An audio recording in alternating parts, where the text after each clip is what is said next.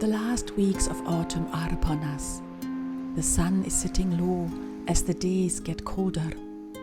We were very fortunate to have many sunny days, and I was surprised by this rare occasion to come across a lovely couple of swans at the sea just yesterday.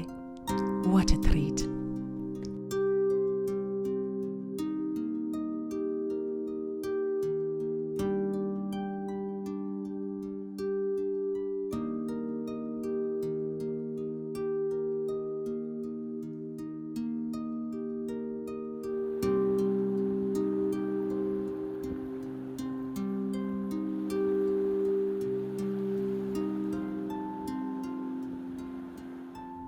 The grounds are now covered in golden and red carpets of leaves everywhere, their scent talking of the end of a season.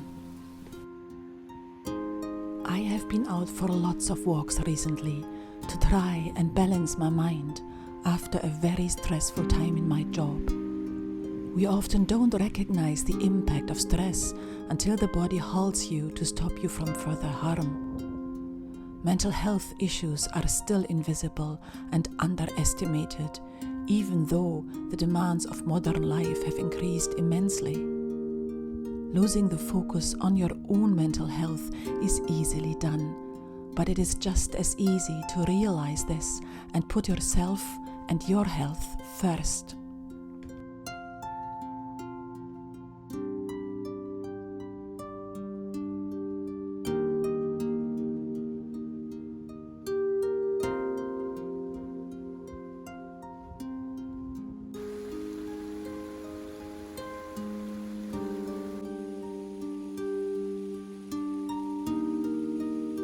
My strolls through our lovely wee town brought me to the historical place only few people really know about. The witch hunt in the United Kingdom under King James VI in 1589 started right here, where today you only find the portal of the once big church. It was said that witches had brought a storm upon King James' future wife, and the first local woman to admit to this under torture was Gillies Duncan. If this name sounds familiar to you, then you are right. The name has been adapted by Diana Gabaldon in her Outlander series.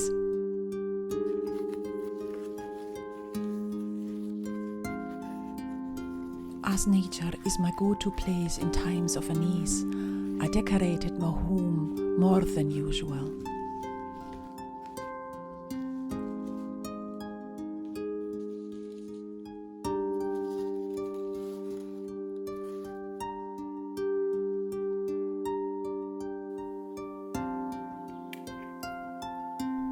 I recently also made my own rosebud oil with rosebuds from our own garden. They are easy to harvest and you only use the firm ones for the procedure.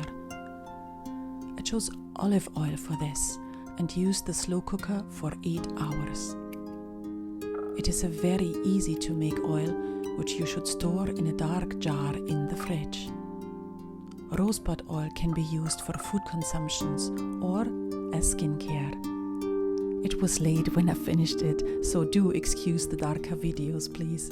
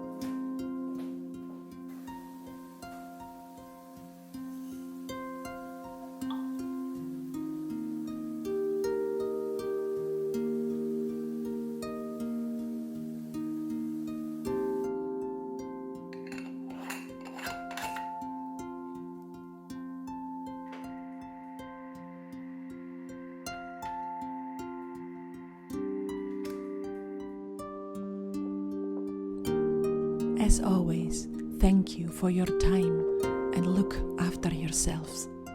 Dag beleef.